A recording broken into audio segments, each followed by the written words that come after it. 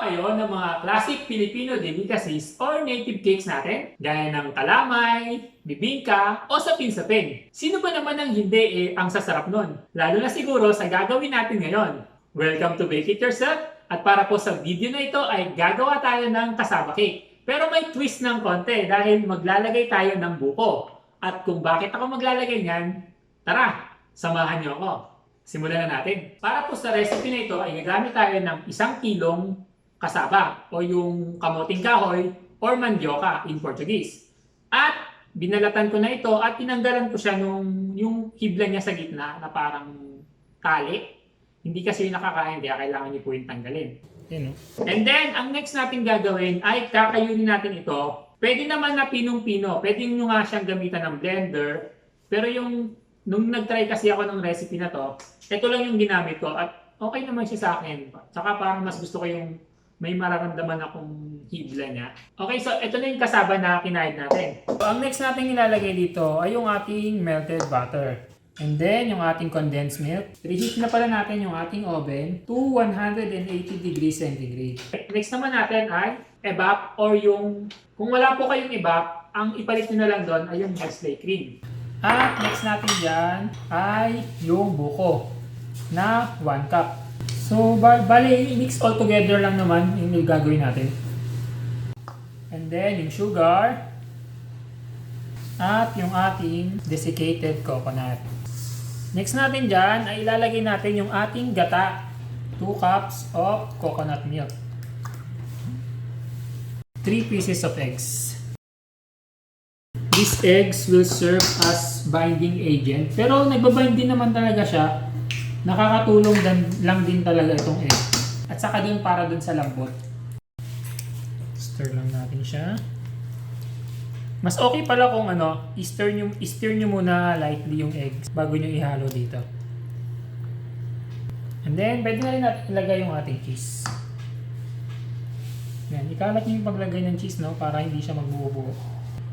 By the way, ito nga palang cheese na gamit ko. Ito rin yung cheese na ginawa kong cheese. Kaya, kung gusto nyo ng recipe ng cheese na ginawa ni Bake It Yourself, please watch my cheese vlog. Keep stirring. Okay, so after mixing ay ita-transfer po natin to sa pan na paglulutuan natin. Ito po ay may sukat na 35 by 25 by 4 centimeters. 4 centimeters yung height. Okay, at nagpahid lang po ako dito ng butter dito sa ilalim pati sa gilid. Make sure na madi-dissolve ng husto yung sugar para syempre maganda. Okay, well mix na to. Isali na natin to, guys.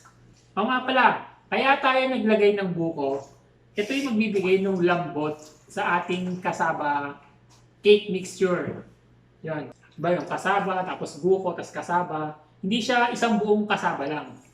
So, nakahalinhinan siya ng buko. Although, hindi naman ganun karami. Pero, malaking bagay na yun na magagawang may ko-contribute na lambot para sa ating cassava cake. Okay, so, salang ko nakapit to. At ibinibake ko to ng 30 minutes. Ito yung ating preliminary baking dahil mamaya may pagpapatuloy pa yung pagbibake nito kasama na yung toppings. At habang binibake natin ito ng 30 minutes, let's prepare our topping para sa ating cassava cake. Una ay pagsasamahin natin ang 2 tablespoons of all-purpose flour at 2 tablespoons ng white sugar. At hahaluin natin ito.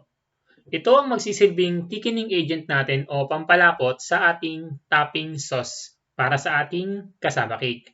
At gagamit tayo ng pan. Una natin ilalagay ay ang condensed milk, 3/4 cup. Kailangan lang muna natin dito ay pag-brownin siya ng konti. Hintayin lang natin siya na mag-brown ng bahagya. Light brown lang bago natin ilalagay yung ating gata. Ngayon maganda sa latik. Ito na kasi yung nagsisilbing pinakalatik ng ating cassava cake. So huwag natin siyang biglayin dahil mataas yung sugar content nitong condensed milk. Napakadali niyang masunog. At yung amoy nung condensed milk nag-i-intensify siya para siyang yema. Sarap. Diyan natin ngayon ilalagay yung ating gata. Yan.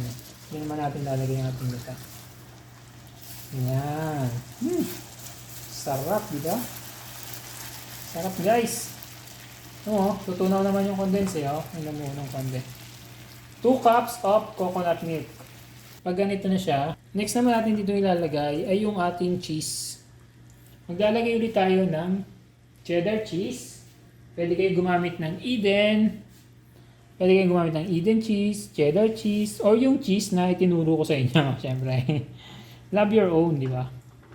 Next sa ating flour and sugar na pinagsama natin. No? Okay? So, kagandahan na pinagsasama natin yung sugar and flour. Parang yung sugar, yun yung nagdi-disperse out dun sa flour. Sa mga nag-clumps. Hindi natin kailangang isip. So, itutuloy na lang natin ang pagluluto ng 4 to 5 minutes at ready na ito. Okay. So, ito na yung ating toppings. At ilalagay natin ito sa ibabaw. Okay natin ito. So, yan na yung ating cassava cake. So, ilalagay lang natin siya dyan. At, siya nga pala. At itataas na natin ang temperature ng ating oven to 210 degrees centigrade. At ibibake pa natin ito ng 10 to 12 minutes. And that's it. Ang ating cassava cake na may burn effect. Hindi po yan sunog, no? Hindi naman yan off. Pero later, pagkalamig nito, mag-i-slice tayo ng isa. Papakita ko sa inyo yung consistency niya, yung texture ng loob niya. At dahil nga doon sa buko, maganda yung naging effect ng buko na inilagay natin. Yung layer ng cassava, tapos yung white part pa ng topping, tapos yung ibabaw may sunog-sunog ng bahagya yung ibabaw nito. That's the design. Tapos yung aromatic na amoy niya dahil sa, yung alam niyo yung yung gata pagka naglalatik na siya ng gusto. May amoy yun, di ba, na very aromatic. Yun yung magandang nagiging epekto rin nung nasusunog-sunog ng bahagya yung ibabaw nito. Okay, hintayin na lang natin na lumamig ito. Pero pag lamig naman dito ng bahagya, ay maglalagay tayo ng keso dito. Hindi tayo naglalagay agad ng cheese dahil matutunaw lang to pagka bagong hango. Yan. Ito magbibigay ng contrast na taste from sweetness and then merong hint ng saltiness dahil sa cheese na ilalagay natin.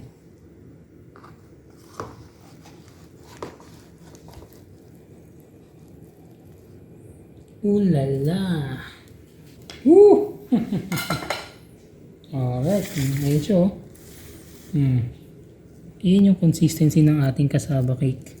And that's it! Ang isa sa napakasarap na Filipino delicacy or native cakes. Sana po ay nagustuhan nyo ang recipe na ito. And if you enjoyed this video, please don't forget to like, share, and subscribe. At pakiclick na rin po yung bell button para updated kayo sa mga latest baking tutorials ng Bake It Yourself. Okay, so thank you for watching. Bake it yourself. Pero syempre, titigman ko to, di ba? Ito yung buko natin. Nagbigay siya ng Ito yung parang humahalimhin sa bawat Hindi naman siya karamihan, pero mararamdaman natin yan Dahil yung buko, nami-maintain siya na moist, malambot. Tsaka may saktong kunat siya, hindi siya matigas. At yung ating cream, pinaka-toppings natin, di ba? Nag-thicken siya, yung ating toppings. Grabe, sarap.